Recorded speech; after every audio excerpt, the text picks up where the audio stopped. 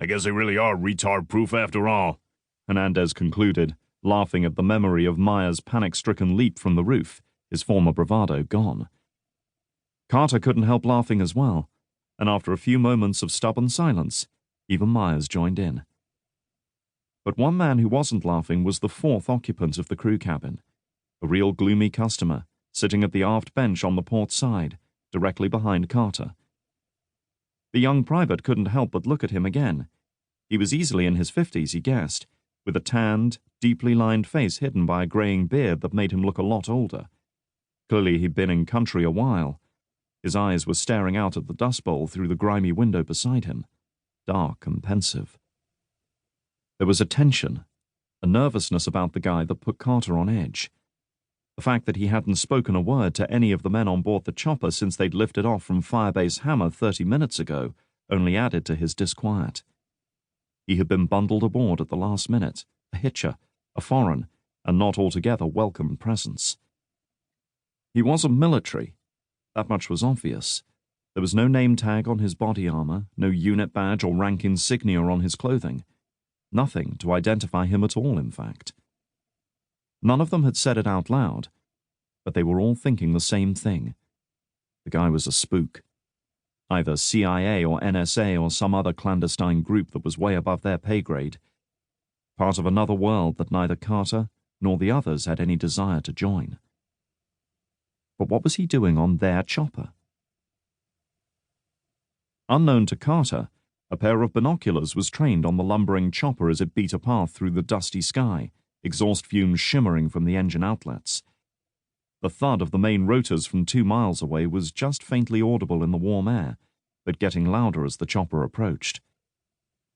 The hands clutching the binoculars were big, square and strong. The digits, all 8 of them, thick and powerful, hardened and calloused by years of manual labor. The last 2 fingers on the left hand were missing, terminating in lopsided stumps just before the first knuckle. The field glasses were lowered, revealing a lean, gaunt face, prematurely lined and marked by a lifetime of conflict and hardship. A man, middle-aged, halfway through a life that had been neither short nor easy. Dark eyes surrounded by deep crow's feet surveyed the rapidly approaching target, the keen mind behind them imagining the sequence of events that was about to play out. The men inside the chopper were confident and complacent, oblivious to what was coming. They thought themselves safe, protected by altitude and armor and technology. They thought wrong. Myers was about to launch into another story when suddenly high-pitched threat warnings started blaring from the cockpit, the aircraft's onboard computers screaming a warning that they were being targeted by something. Instantly, Carter felt himself tense up, his heart rate soaring as his body prepared itself for a danger it didn't understand. He was a gazelle on the African plains that had just spotted a lion stalking him in the long grass. Death coming for him. In his mind, he begged for it to be a false alarm, an instrument malfunction, a blip from a nearby radar array, even some asshole on the ground with a radar gun who was curious to know how fast military choppers really traveled. "We're being lit up," a pilot warned. A moment later, the bleeping alarms changed to a constant high-pitched tone. "Shit! We're locked up! We're locked up!" "Anybody see anything?" the co-pilot called out.